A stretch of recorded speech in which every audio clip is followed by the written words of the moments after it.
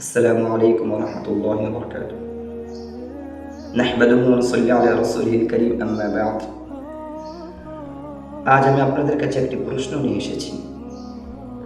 আমরা কি কখনো ভেবে দেখেছি রমজানের এই তপ্ত দুপুরে আমরা যখন পিপাসায় কাতর হয়ে রোজা রাখি, তখন আমাদের আত্মা আসলে কিসের তৃষ্ণাতে থাকে, কিসের ক্ষুধার্ততে থাকে? রোজা যদি হয় শরীরের পরীক্ষা, তবে নামাজ হলো আমাদের ক্ষুধার্ত আত্মার প্রধান খাদ্য।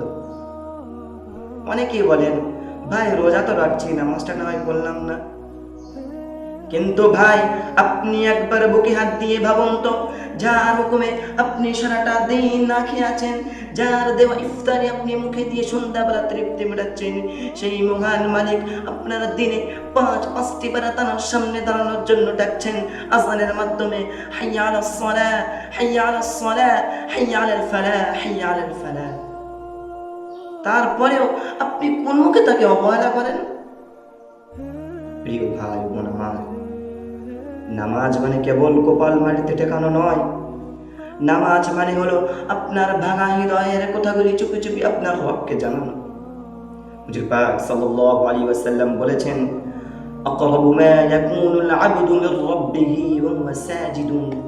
হুজুর পাক সাল্লাল্লাহু আলাইহি ওয়াসাল্লাম বলেছেন, বান্দা যখন সিজদায় থাকেন, সে যেন তার রবের সবচেয়ে নিকটবর্তী হয়ে থাকে। আমরা কি সেই রমজানের সেই সিজদার স্বাদকে আমরা নেব না? প্রিয় ভাই বোন আমার, রমজান চলে যাবে, রোজা শেষ হয়ে যাবে, কিন্তু এই রমজান কি আপনার জীবনের শেষ রমজান নয় তো? যদি এইটাই হয় আল্লাহর সাথে আপনার দেখা করার শেষ সুযোগ, তবে কেন তার সামনে না দাঁড়িয়ে দূরে সরে আছেন?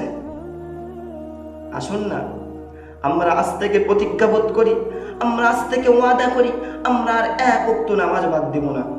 কারণ এই নামাজের হিসাব সর্বপ্রথম আমাদের নেওয়া হবে কবরে। তাই প্রিয় ভাই বোন আমার, আমাদের নামাজ 5 ওয়াক্ত আদায় করতে হবে। আমার প্রিয় ভাই বোন আমার, আল্লাহ রাব্বুল আলামিন আপনাদের যেন হৃদয়ে যেন নামাজের নূর দিয়ে আলোকিত করে দেন। এবং আমার এই ছোট ছোট কথা যদি আপনাদের ভালো লেগে থাকে, তাহলে অন্যকে দেখার সুযোগ করে দেবেন এবং শেয়ার করে আব্দুল কারীম অফিসিয়াল চ্যানেলের সাথে থাকবেন ইনশাআল্লাহ। আসসালামু আলাইকুম ওয়া রাহমাতুল্লাহ।